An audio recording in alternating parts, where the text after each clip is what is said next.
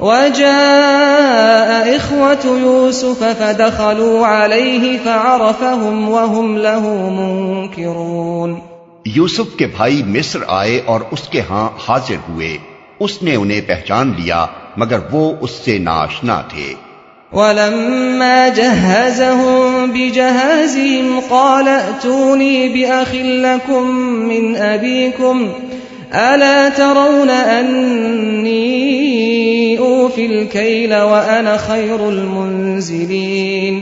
پھر جب اس نے ان کا سامان تیار کروا دیا تو چلتے وقت ان سے کہا، اپنے سوتیلے بھائی کو میرے پاس لانا، دیکھتے نہیں ہو کہ میں کس طرح پیمانہ بھر کر دیتا ہوں اور کیسا اچھا مہمان نواز ہوں۔ فَإِن لَّمْ تَأْتُونِي بِهِ فَلَا كَيْلَ لَكُمْ عِندِي وَلَا تَقْرَبُونِ۔ اگر تم اسے نہ لاؤ گے تو میرے پاس تمہارے لیے کوئی غلہ نہیں ہے، بلکہ تم میرے قریب بھی نہ پھٹکنا۔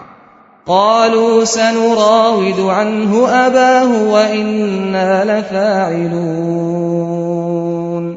انہوں نے کہا ہم کوشش کریں گے کہ والد صاحب اسے بھیجنے پر راضی ہو جائیں، اور ہم ایسا ضرور کریں گے۔ وقال لفتيانه اجعلوا بضاعتهم في رحالهم لعلهم يعرفونها إذا انقلبوا إلى أهلهم لعلهم يرجعون۔ یوسف نے اپنے غلاموں کو اشارہ کیا کہ ان لوگوں نے غلے کے عوض جو مال دیا ہے وہ چپکے سے ان کے سامان ہی میں رکھ دو۔ یہ یوسف نے اس امید پر کیا کہ گھر پہنچ کر وہ اپنا واپس پایا ہوا مال پہچان جائیں گے یا اس فیاضی پر احسان مند ہوں گے، اور عجب نہیں کہ پھر پلٹیں۔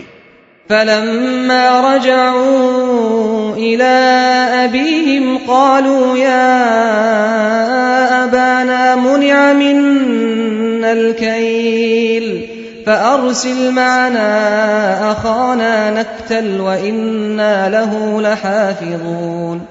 جب وہ اپنے باپ کے پاس گئے تو کہا، ابا جان آئندہ ہم کو غلہ دینے سے انکار کر دیا گیا ہے، لہذا آپ ہمارے بھائی کو ہمارے ساتھ بھیج دیجئے تاکہ ہم غلہ لے کر آئیں، اور اس کی حفاظت کے ہم ذمہ دار ہیں۔ قال هل آمنكم عليه إلا كما أمنتكم على أخيه من قبل فالله خير حافظا وهو أرحم الراحمين۔ باپ نے جواب دیا، کیا میں اس کے معاملے میں تم پر ویسا ہی بھروسہ کروں جیسا اس سے پہلے اس کے بھائی کے معاملے میں کر چکا ہوں؟ اللہ ہی بہتر محافظ ہے اور وہ سب سے بڑھ کر رحم فرمانے والا ہے۔ وَلَمَّا فَتَحُوا مَتَاعَهُمْ وَجَدُوا بِضَاعَتَهُمْ رُدَّتْ إِلَيْهِمْ قَالُوا يَا أَبَانَا مَا نَبْغِي هَذِهِ بِضَاعَتُنَا رُدَّتْ إِلَيْنَا وَنَمِيرُ أَهْلَنَا وَنَحْفَظُ أَخَانَا وَنَزْدَادُ كَيْلَ بَعِيرٍ ذَلِكَ كَيْلٌ يَسِيرٌ۔ پھر جب انہوں نے اپنا سامان کھولا تو دیکھا کہ ان کا مال بھی انہیں واپس کر دیا گیا ہے۔ یہ دیکھ کر وہ پکار اٹھے، ابا جان اور ہمیں کیا چاہیے، دیکھیے یہ ہمارا مال بھی ہمیں واپس دے دیا گیا ہے، بس اب ہم جائیں گے اور اپنے اہل و عیال کے لیے رسد لے آئیں گے، اپنے بھائی کی حفاظت بھی کریں گے اور ایک بار شتر اور زیادہ بھی لے آئیں گے، اتنے غلے کا اضافہ آسانی کے ساتھ ہو جائے گا۔ قال لن أرسله معكم حتى تؤتون موثقا من الله لتأتونني به إلا أن يحاط بكم فلما آتوه موثقهم قال الله على ما نقول وكيل۔ ان کے باپ نے کہا، میں اس کو ہرگز تمہارے ساتھ نہ بھیجوں گا جب تک کہ تم اللہ کے نام سے مجھ کو پیمان نہ دے دو کہ اسے میرے پاس ضرور واپس لے کر آؤ گے، الا یہ کہ کہیں تم گھیر ہی لیے جاؤ۔ جب انہوں نے اس کو اپنے اپنے پیمان دے دیے تو اس نے کہا، دیکھو ہمارے اس قول پر اللہ نگہبان ہے۔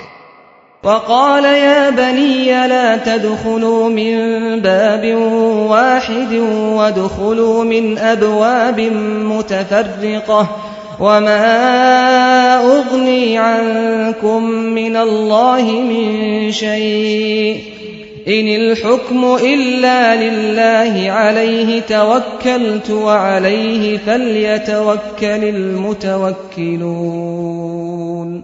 پھر اس نے کہا، میرے بچوں، مصر کے دارالسلطنت میں ایک دروازے سے داخل نہ ہونا بلکہ مختلف دروازوں سے جانا، مگر میں اللہ کی مشیت سے تم کو نہیں بچا سکتا، حکم اس کے سوا کسی کا بھی نہیں چلتا، اسی پر میں نے بھروسہ کیا اور جس کو بھی بھروسہ کرنا ہو اسی پر کرے۔